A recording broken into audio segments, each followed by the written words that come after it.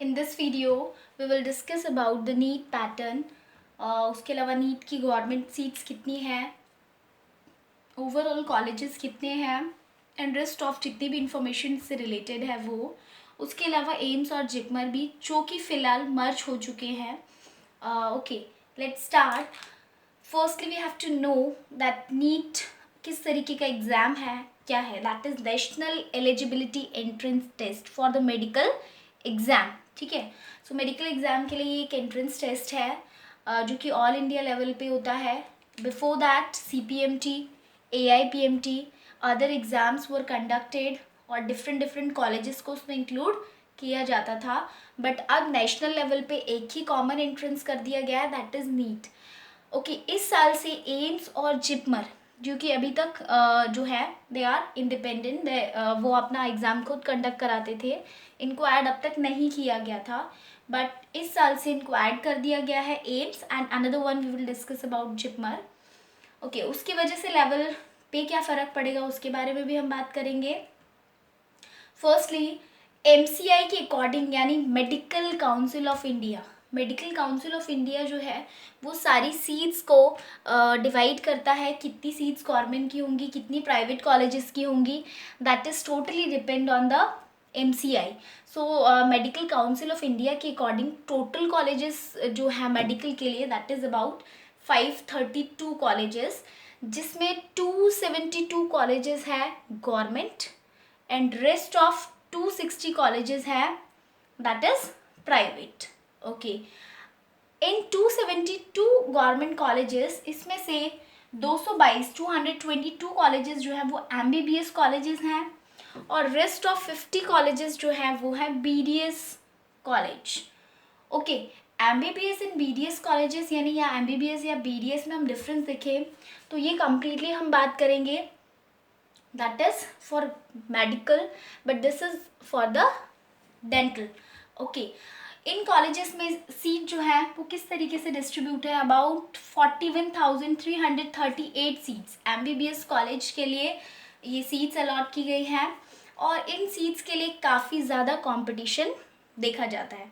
उसके अलावा rest of जैसे जैसे मेरिट डाउन जाती है तो वो सीट्स जो है फिर उनको किस में भेज दिया जाता है, BDS कॉलेज के लिए. तो वो काफ़ी मतलब देखा जाए तो इन कंपैरेटिव टू प्राइवेट के सही रहती है, बट MBBS के कंपैरिजन में स्लोज डाउन होती है. Okay, rest of 260 private colleges जिसमें कि हम MBBS सीट्स के बारे में बात करें तो ये करीबन है 35,540. ऑब्वियसली गवर्नमेंट कॉलेज और जो प्राइवेट कॉलेजेस हैं उनमें सबसे ज़्यादा जो डिफरेंस होता है वो फीस स्ट्रक्चर वाइज होता है. फीस स्ट्रक्चर प्राइवेट कॉलेजेस में काफ़ी ज़्यादा होता है और जो गवर्नमेंट कॉलेजेस होते हैं उसमें फ़ीस स्ट्रक्चर काफ़ी कम होता है. इसीलिए लोग मेडिकल कॉलेज हमेशा गवर्नमेंट कॉलेज को ही प्रेफर करते हैं कि सबसे पहले अगर वो मिलता है तो इजीली वो लोग अपनी जो एजुकेशन है वो कंप्लीट कर सकते हैं. बट सीट्स क्योंकि कम है पहले से ही, अकॉर्डिंग टू अगर हम देखें इंजीनियरिंग, ये बाकी जितने भी होते हैं उनके कंपैरेटिवली ये सीट्स कम है. बट जैसे जैसे कॉलेजेस, नंबर ऑफ़ कॉलेजेस बढ़ेंगे तो उसके अकॉर्डिंग सीट्स भी हो सकता है आगे बढ़ जाएंगी. ओके, ये 263 BDS कॉलेज जो प्राइवेट के हैं वो अलग हैं, प्राइवेट है कम्प्लीटली और इसमें करीबन 23,260 सीटें हैं.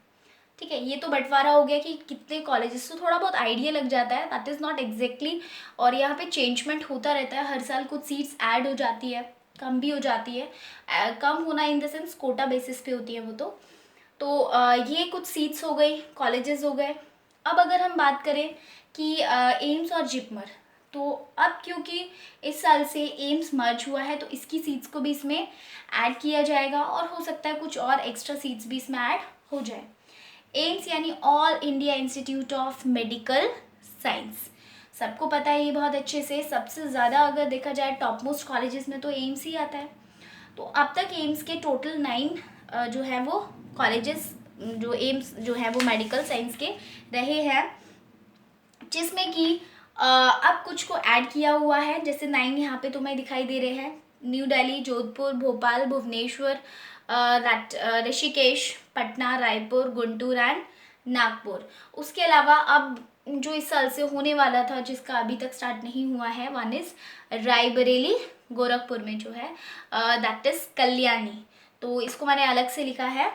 और हर एक एम्स में ऑलमोस्ट 100 सीट्स जो है वो होती हैं, और इसमें कुछ और ऐड हो सकती हैं, वो आगे हमें पता चलेगा। उसके बाद जब हम बात करते हैं नेक्स्ट एग्ज़ाम जो कि अब तक इंडिपेंडेंट था, दैट इज़ जिपमर। अच्छा, नीट और एम्स एंड जिपमर, इनके पेपर पैटर्न में भी काफ़ी डिफरेंस था अब तक। अब मर्ज हो गया है तो कोई फ़र्क नहीं पड़ने वाला है, वो नीट पैटर्न को ही फॉलो करेंगे एम्स और जिपमर जो है, क्योंकि वो उसमें उसको ऐड किया हुआ है। तो पैटर्न तो यही रहेगा, पैटर्न में कोई चेंजमेंट नहीं होगा। इट माइट बी पॉसिबल कि कुछ क्वेश्चंस का लेवल इंक्रीज हो जाए। नेक्स्ट हम देखते हैं जिपमर के बारे में। अच्छा, अगर हम जिपमर के बारे में बात करें तो जो जिपमर है उसकी 2 जगह पे कॉलेजेस हैं, they are Puducherry and Karaikal, जिसमें 150 सीट्स हैं। एम्स में 100 थी, यहाँ पे 150 seats in each, that mean 2 हैं यहाँ पे जिपमर के कॉलेजेस, और इसमें 150 सीट्स हैं। अच्छा, ओवरऑल जितनी मैंने सीट्स बताई आपको, उसमें अगर हम सिर्फ यूपी की बात करें, अगर देखा जाए तो महाराष्ट्र, गुजरात, कर्नाटका, उसके अलावा आंध्र प्रदेश, तेलंगाना, इसमें मैक्सिमम एमबीबीएस सीट्स हैं। तो गवर्नमेंट कॉलेजेस की जो मैक्सिमम सीट्स हैं वो इन स्टेट्स में हैं। यूपी में बात करें तो अबाउट 2878 सीट्स हैं। अच्छा, ये सीट्स अलॉट कैसे होती हैं जब एडमिशन होता है, अभी हम आगे बात करेंगे एग्ज़ाम पैटर्न के बारे में भी। लेकिन जब हम सीट अलॉटमेंट की बात करते हैं तो किस बेसिस पे मिलता है, आपके मार्क्स जितने होते हैं उस बेसिस पे एक मेरिट बनती है, ठीक है। मेरिट बेसिस में सबसे पहले एडमिशन जो दिया जाता है ना, जिस स्टेट में जो कॉलेज है, पहले वो जनरली स्टेट कोटा, यानी जो स्टेट के बच्चे हैं उनको पहले प्रेफरेंस देते हैं, करीबन 85% पहले स्टेट के बच्चों को दिया जाता है। रेस्ट ऑफ फिर ऑल इंडिया लेवल पे जिसने जहाँ अप्लाई किया हो उस बेसिस पे 15% कोटा उनको होता है। तो that is the next level. जबकि आगे जब एडमिशन होता है तो ये सारी चीज़ें बात की बात होती है, बट 2 तरीके के कोटा के बेसिस पे एडमिशन दिया जाता है। आगे हम लोग बात करते हैं कि कुछ इंस्टीट्यूट जो कि इसमें इन्वॉल्व है, यानी कि कुछ नाम जो कि आपको पता होना चाहिए, हो सकता है पता भी होंगे। ऐसे तो बहुत सारे इंस्टीट्यूट हैं। सो फेमस इंस्टीट्यूट जो कह सकते हो, जो काफ़ी ज़्यादा पॉपुलर है एमबीबीएस के लिए, these are the topmost colleges, that institutes which are participating in the medical science, we can say MBBS seats. Okay, rest of और भी मेडिकल सीट्स इसमें होती हैं, लेकिन हम सबसे फर्स्ट प्रायोरिटी जिसे दिया जाता है that is MBBS. So here are few institutes like Maulana Azad medical college which is in the new Delhi, Jamia Millia Islamia that is also in new Delhi, lady Hardinge medical college which is also in Delhi, FMC that is famous. FMC का पहले अलग entrance हुआ करता था, बाद में इसे इसको भी इसमें मर्ज कर दिया गया. Armed force medical college that is in the Pune, Kasturba medical college Manipal, institute of medical science Banaras Hindu university which is in Varanasi. Okay, rest of Madras medical college MMC that is also very famous, बहुत अच्छा कॉलेज है, that is in Chennai.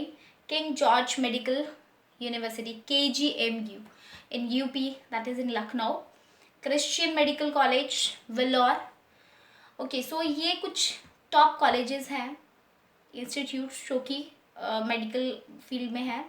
Okay, उसके अलावा हम बात करते हैं, अब हमने काफ़ी सारी चीज़ें जान ली कि किस तरीके से सीट्स जो हैं वो डिवाइडेड है, और इतनी सीट्स को देखकर हमारा टारगेट होना चाहिए. ये सब बताने का मेन मेरा जो रीज़न है वो ये है कि तुम्हें ज़रूर पता होना चाहिए अपनी फील्ड से रिलेटेड कि मैं किसके लिए तैयार करने जा रहा हूँ और मुझे कितनी चीज़ों पे ध्यान देना है. क्योंकि जब तुम्हें आइडिया होगा कि कितनी सीट्स हैं, मुझे मेहनत कितनी करनी पड़ेगी, क्योंकि यहाँ लाखों में सीट्स नहीं दिख रही है ना, तो दैट मीन जब लाखों बच्चे यहाँ पे यानी लाखों कैंडिडेट जब कंपटीशन में पार्टिसिपेट करेंगे तो मेहनत बहुत ज़्यादा होनी चाहिए.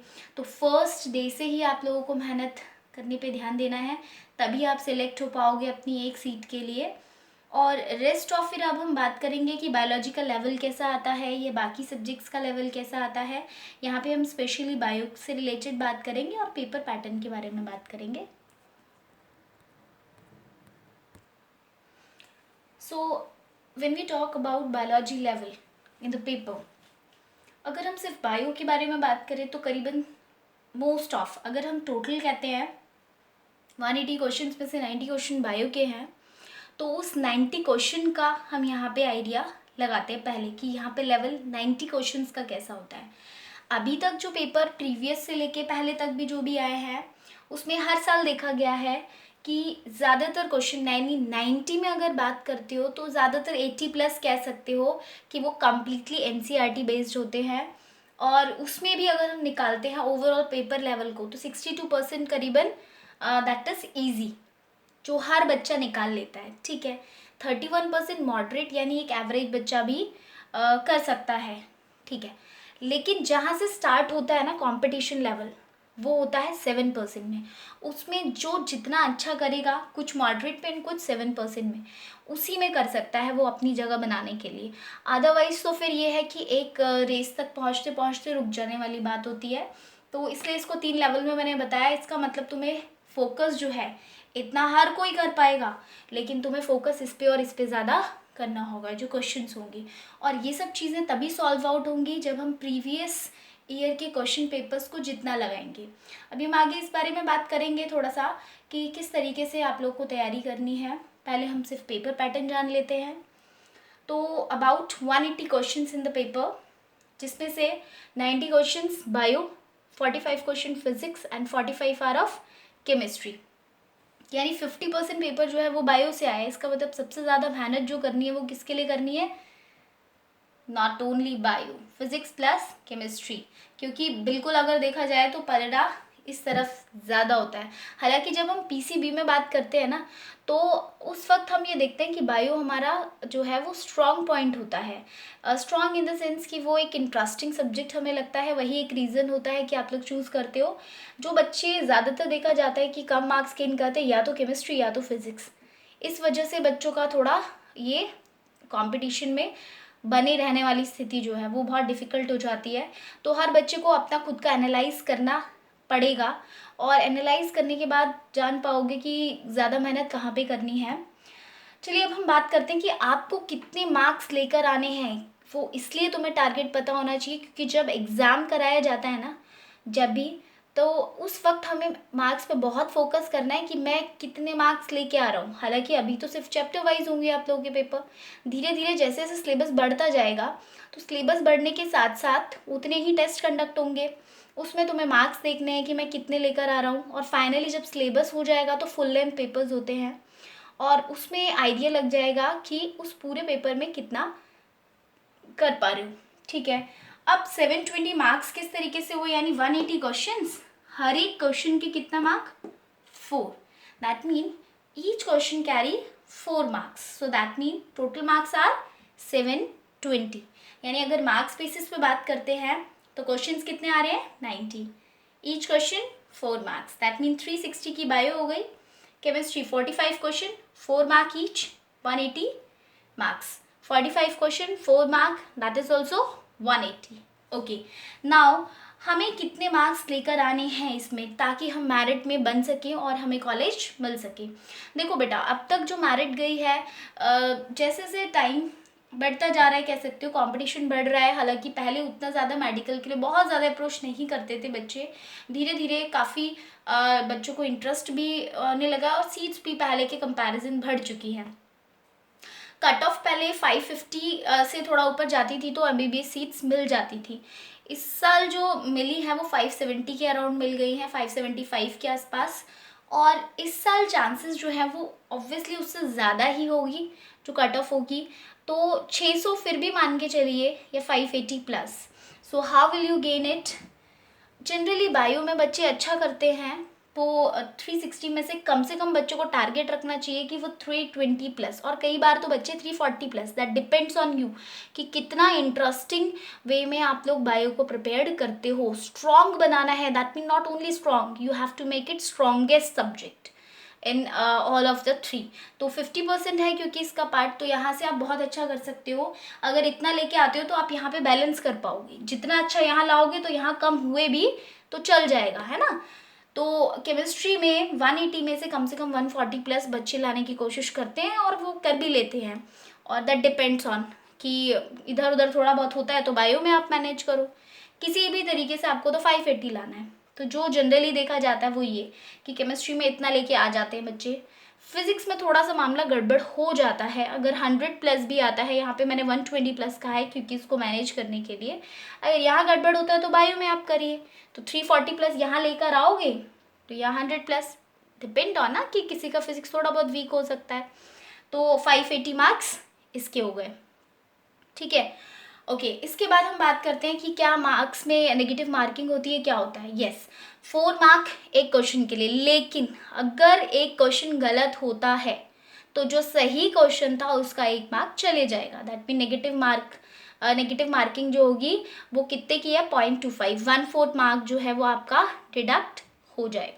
तो सबसे इम्पॉर्टेंट चीज़ नेगेटिव मार्किंग से बचने के लिए भी होता है, तो बहुत ज़्यादा कॉन्फिडेंट हो तभी किसी क्वेश्चन को हमें अटैम्प्ट करना चाहिए।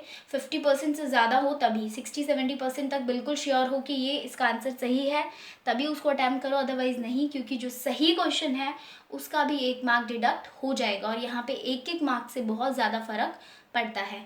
चलिए, ये वाली सारी चीज़ें तो तभी एनालाइज होंगी जब पेपर अटेंड करना स्टार्ट करोगे, तो ये धीरे धीरे अपने आप ही समझ में आ जाएगा कि किस तरीके से मुझे नेगेटिव मार्किंग से बचना है, कितना मुझे स्कोर करना है।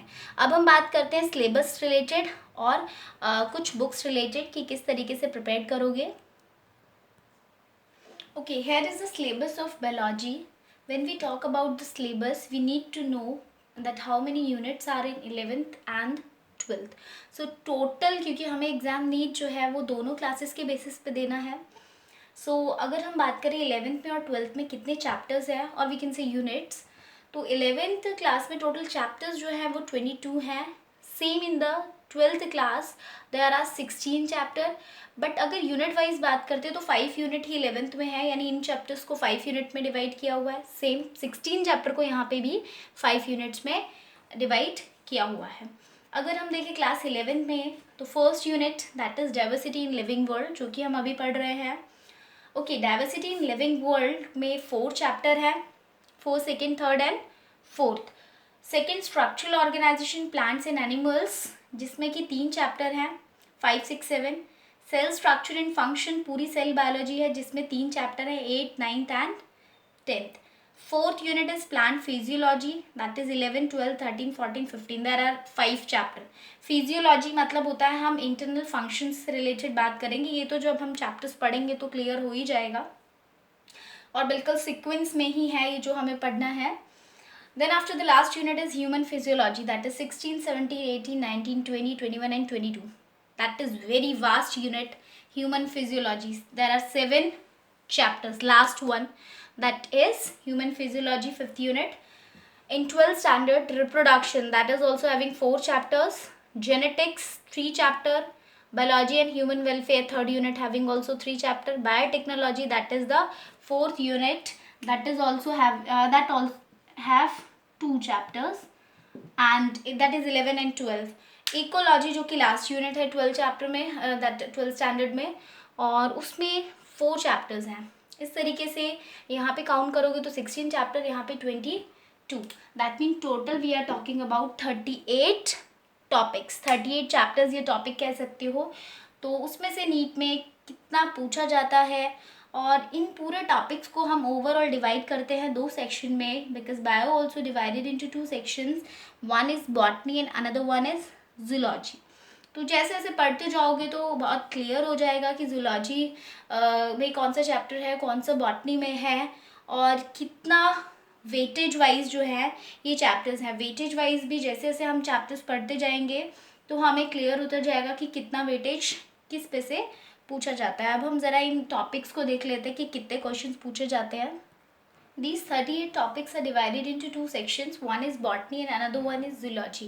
So total 90 questions. Out of 90 questions जो weightage होता है 50 questions botany का, zoology में 40 questions. ज़रूरी नहीं है, अब तक यही देखा गया है, that में vary कर जाता है, 40 से ऊपर question भी होते हैं, 41, 42 अराउंड भी कई बार ऐसा हो जाता है, और कई बार इससे कम भी होते हैं, यानी कि करीबन 35, 36 क्वेश्चन इतना भी हो जाता है। यानी बॉटनी का जो पार्ट है वो ज़्यादा आता है, दैट इज़ वेरी क्लियर कि 60% 40% वाला रेशो भी रहता है ठीक है। तो बॉटनी जो है, क्योंकि इसका सिलेबस में ज़्यादा पार्ट भी है, और अगर हम बात करें क्वेश्चंस किस पर बेस्ड या कितने ज़्यादा हो सकते हैं, तो out of total 90 question 80 question completely NCERT based होते हैं, जो एनसीईआरटी की हर एक लाइन से इवन निकाले जाते हैं। हो सकता है कि उस कॉन्सेप्ट के ऊपर बेस्ड हो, लेकिन 8 से 10 क्वेश्चन ऐसे होते हैं जो थोड़ा बहुत डिफिकल्ट लेवल होता है। तो बच्चे कहीं ना कहीं आराम से स्कोर कर लेते हैं, 80 क्वेश्चन प्लस सही कर लेते हैं, जो उनके मार्क्स जाते हैं वो नेगेटिव मार्किंग में जाते हैं, तो उस पर ज़रा ध्यान देना है। और रेस्ट ऑफ ये क्राइटेरिया है। अब हम जाते हैं कि आपको प्रिपरेशन कैसे करनी है और कौन सी बुक फॉलोअप कर सकते हो। Okay, now what you need to follow. अगर हम प्रिपरेशन बेसिस पे बात करते हैं, सबका प्रिपरेशन क्राइटेरिया अलग हो सकता है, but as a teacher I would like to that how to follow all the other subject also, या फिर किस तरीके की बुक्स को आपको प्रेफर करना है। सबसे पहले हम बात करते हैं कि आपको सबसे इम्पॉर्टेंट चीज़ तो ये होती है कि आपको टाइम टेबल फिक्स करना है अपना।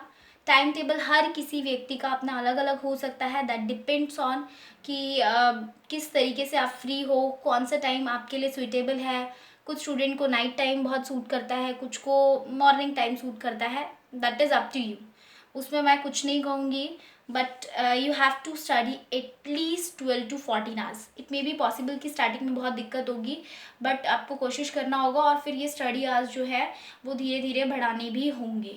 ठीक है, तो सबसे पहले हम स्टार्ट करते हैं कि आपको करना क्या है। सबसे पहले जो आप करोगे वो सबसे पहले टीचर्स नोट्स, ठीक है, एनसीईआरटी आपको बिल्कुल साथ रखनी है। रिफ़्रेशर, बहुत ज़्यादा रिफ़्रेशर्स को यूज़ नहीं करना है, कुछ एक रिफ़्रेशर बताऊंगी, बट एक ही रिफ़्रेशर जो आपको सुइटेबल लगती है, कोई भी हो सकती है, as a Pradeep, Trueman's, anyone, suggest कर दूंगी अभी। उसके अलावा हम एमसीक्यूज से रिलेटेड बात करते हैं। एनसीईआरटी बेस्ड जो है ऑब्जेक्टिव कम्प्लीटली वो है एमटीजी, पूरी तरीके से एनसीईआरटी बेस्ड है। और उसके अलावा एनसीईआरटी बुक मैंने बताई है, तो एमटीजी एनसीईआरटी बेस्ड है। इसका मतलब सीधा है कि जब आप कंप्लीट कर लेते हो कोई भी टॉपिक, तो सबसे पहले तो आपको ये जानना है कि क्या मैं एनसीईआरटी को ढंग से कर पा रहा हूँ। डायरेक्ट क्वेश्चंस भी आपको इसमें मिलेंगे बहुत सारे सॉल्व करने के लिए। उसके अलावा अगर हम बात करें कि आपको कितने क्वेश्चन कम से कम करने चाहिए, जो स्टार्टिंग टाइम होगा, कोई भी टॉपिक फिनिश होता है तो आपके पास जितनी भी बुक हो उनको इस्तेमाल करने से पहले एमटीजी, ठीक है, या रेस्ट ऑफ कोई बुक ले सकते हो, 100 क्वेश्चन ऑफ ईच टॉपिक। और इन टॉपिक्स को जैसे जैसे फिनिश होते जाए इंक्रीज कर सकते हो डिफरेंट बुक से, तो एटलीस्ट इतने तो करने हैं। फिर हम बात करते हैं नेक्स्ट क्या करोगे, make your short notes. Teacher notes तो होंगी, साथ में आप कुछ शॉर्ट नोट्स प्रिपेयर करिए अपने खुद की, क्योंकि जो सेल्फ नोट होते हैं वो सबसे ज़्यादा हेल्पफुल होते हैं। And one more thing, summary को स्किप नहीं करना है। हर एक चैप्टर के बाद में आप देखोगे एनसीईआरटी में समरी दे रखी है, ठीक है, वो बहुत इंपॉर्टेंट है। उस समरी से कोई ना कोई क्वेश्चन ज़रूर आता है, so that I have written here, don't skip summary. Next I have written NCERT exemplar solve. NCERT exemplar market में अवेलेबल होती है, जब भी एनसीईआरटी बुक लेते हो उसके साथ पे या कोई रिफ्रेशर लेते हो जस्ट लाइक ट्रू मैन, तो एनसीईआरटी एग्जाम्पलर अलग से भी मिल जाती है। उसमें कुछ ऑब्जेक्टिव क्वेश्चंस भी होते हैं और सब्जेक्टिव भी होते हैं, वो सॉल्व कर सकती हो क्योंकि वो कम्प्लीटली एनसीईआरटी बेस्ड ही होता है। मेन एम इज कि आप जितने क्वेश्चन सॉल्व कर सको उतना बेस्ट है। रीड एटलीस्ट 10 टाइम्स, यानी हर एक चैप्टर एनसीईआरटी का लाइन टू लाइन 10 टाइम्स तो कम से कम करना है स्टार्टिंग में, और धीरे धीरे धीरे धीरे इसको इंक्रीज करना है। और जितना हो सके short very short notes prepare, जिससे कि आप कभी भी उनको खोल के देखें तो आपको चीज़ें अपने आप माइंड में फिक्स्ड हो जाए। तो आपको ये कुछ की पॉइंट्स ध्यान में रखने हैं जिससे कि प्रिपेयर करो। नाउ मैं कुछ बुक्स को सजेस्ट कर देती हूँ, हर एक सब्जेक्ट का हर टीचर आपको सजेस्ट करेगा। मैं बायो के लिए अगर सजेस्ट करूँ कुछ, तो ये बुक्स नोट कर लीजिए। Okay, these are the few books जो मैं यहाँ पे आपको सजेस्ट कर रही हूँ, और ये ऑथेंटिक बुक्स हैं जिनमें गलती की गुंजाइश कम होती है, कोई भी बुक ली जा सकती है। इसी तरीके से फिजिक्स और केमिस्ट्री में भी अलग अलग जो आपके टीचर सजेस्ट करें उनके अकॉर्डिंग कर सकते हो, अदरवाइज मैं भी कुछ बुक्स आपको सजेस्ट कर दूँगी। बट यहाँ सिर्फ बायो के लिए बात करें तो सबसे पहले तो एनसीईआरटी है ही, NCERT exemplar I have already told you. उसके अलावा ऑब्जेक्टिव के लिए, क्योंकि देखो नीट लेवल जो है, नीट का पेपर जो है वो ऑब्जेक्टिव लेवल होता है, तो उसी हिसाब से प्रिपेयर करना है। सब्जेक्टिव के लिए जब प्रिपेयर किया जाता है तो उसका तरीका बिल्कुल अलग होता है। तो पहले सब्जेक्टिव को जब अच्छे से प्रिपेयर करोगे, पढ़ोगे, तभी ऑब्जेक्टिव सॉल्व कर पाओगे। तो ऑब्जेक्टिव की जितनी टाइप्स के क्वेश्चन फॉर्म हो सकते हैं, सबसे अच्छी है दिनेश भी है, एमटीजी क्योंकि सिर्फ एनसीईआरटी बेस्ड है। बॉटनी के लेवल वाइज एक अंसारी पब्लिकेशन की बुक आती है, तो ये भी काफ़ी अच्छी है, जीआरबी की, दैट इज़ ऑल्सो ऑथेंटिक। तो ये कुछ ऑब्जेक्टिव की ऑथेंटिक बुक्स हैं। इसके अलावा भी ढेरों सारी बुक्स मार्केट में मिलेंगी। सब्जेक्टिव में बात करें तो ट्रू मैन काफ़ी सही है, बट इसमें काफ़ी जो कंटेंट है वो बहुत ज़्यादा है, और मुझे नहीं लगता कि उतने कॉन्टेक्ट में जाने की ज़रूरत है। आपको अपना दायरा पता होना चाहिए कि मुझे कितना करना है, और वो दायरा पता चलेगा आपको एनसीईआरटी और अपने टीचर्स जो आपको बता रहे हैं। तो टीचर्स के अकॉर्डिंग जितना आपको करना है कवर अप, उतना ही करिए। रिफ्रेशर में बहुत ज़्यादा डूबने की ज़रूरत नहीं है। प्रदीप की बुक ले सकते हो। तो ये तो कुछ सब्जेक्टिव और ऑब्जेक्टिव बुक्स हो गई। इनको तब करना है जब आपका टॉपिक पूरी तरीके से क्लियर हो जाए, और उसके बाद क्वेश्चन को जब सॉल्व करोगे, प्रैक्टिस करोगे, उसके बाद आपकी स्पीड और एक्यूरेसी लेवल आपको पता चल जाएगा। क्योंकि हमें ज़रूरत है पेपर को सॉल्व करने के लिए बहुत ज़्यादा अच्छी स्पीड हो। फॉर एग्जांपल 180 क्वेश्चंस हैं, तो आर बेसिस पे भी अगर हम देखें तो हमें कम से कम नहीं तो 3 घंटे का, क्योंकि पेपर होता है, सॉरी मैं भूल गई, शायद 3 घंटे का पेपर जो मैंने अभी नहीं बताया था। 180 क्वेश्चंस एंड 3 आवर्स। 3 आवर्स जो हैं वो यहाँ पे होते हैं, यानी 180 मिनट्स। 180 मिनट्स में 180 क्वेश्चंस, तो काफ़ी सही है कि 180 क्वेश्चंस में से हमें 90 क्वेश्चन जो बायो के हैं उनमें स्पीड हम अच्छा कर सकते हैं, क्योंकि थियोरटिकल होते हैं, कुछ एक होते हैं सॉल्विंग, अदरवाइज नहीं होते हैं। तो आपको बहुत ज़्यादा ध्यान देना है कि उनको आप सॉल्व करें ढंग से, और उन 90 क्वेश्चंस को 40 से 45 मिनट में फिनिश कर लें। बच्चे धीरे धीरे स्पीड तक पहुंचते आते हैं। पहले हो सकता है 90 क्वेश्चंस को 60 मिनट्स लगे, 55 लगे, तो उसको आप पहले स्पीड बढ़ेगी, बाकी सब्जेक्ट को आपको टाइम मिल जाएगा उसमें से। और एक्यूरेसी इसलिए कहा है क्योंकि नेगेटिव मार्किंग को यहाँ पे आपको बचाना है, तो जितने सही होंगे उतने ज़्यादा मार्क्स आप गेन कर पाओगी। तो आपको पेपर लेवल क्लियर पता चल गया, कितने क्वेश्चन होते हैं, कितना टाइम होता है, कौन सी बुक्स आपको फॉलो करनी है, सिलेबस क्या है, उसके अलावा सीट्स और कॉलेजेस, और उसके अलावा डिपेंड ऑन यू कि आप कितना मेहनत करते हो। Thank you.